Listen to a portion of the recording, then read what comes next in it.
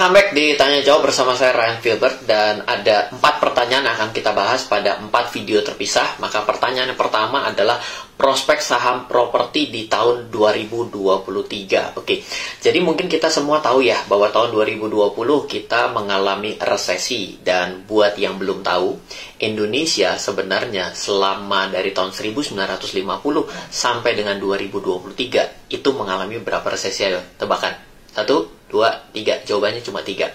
Oke, yang pertama tahun 2020. Yang kedua, tahun 2008. Tidak, tahun 98. Satu lagi tahun 1960-an.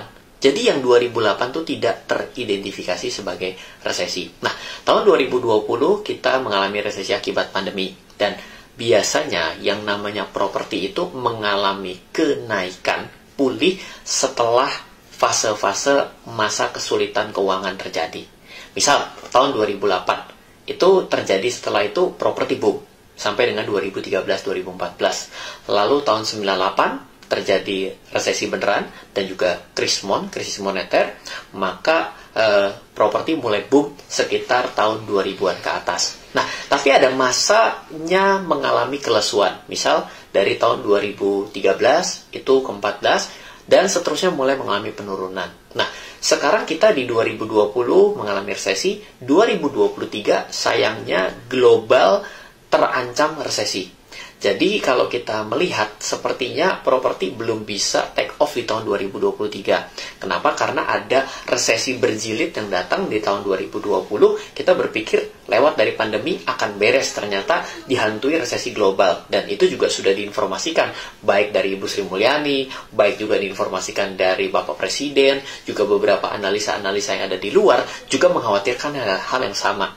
Jadi kalau dengan kondisi seperti ini dari luar dan dari dalam masih adanya ketidakpastian, bahasa kerennya disebut sebagai uncertainty, maka properti di Indonesia juga akan tidak bisa mengalami suatu yang take off. Tapi selalu begini dalam sudut pandang investasi. Kamu akan berinvestasi ketika sudah populer, sudah tenar, sudah mantap, sudah oke sekali, diberitakan pada banyak tempat, disebut sebagai good news, atau mau berinvestasi, mau memulai ketika belum terlalu banyak yang menganggap bahwa ini akan menjadi eranya. Kenapa? Kalau belum menjadi era, maka kita akan penuh masa penungguan. Ya, penuh masa penungguan. Jadi ada waktu tunggunya yang kita tidak pernah tahu titik kapan dimulainya. Contoh, sekarang ada mainan yang lagi rame, yang masa kecil itu ayah saya sudah main, yang lato-lato itu. Itu zaman dulu itu sudah populer.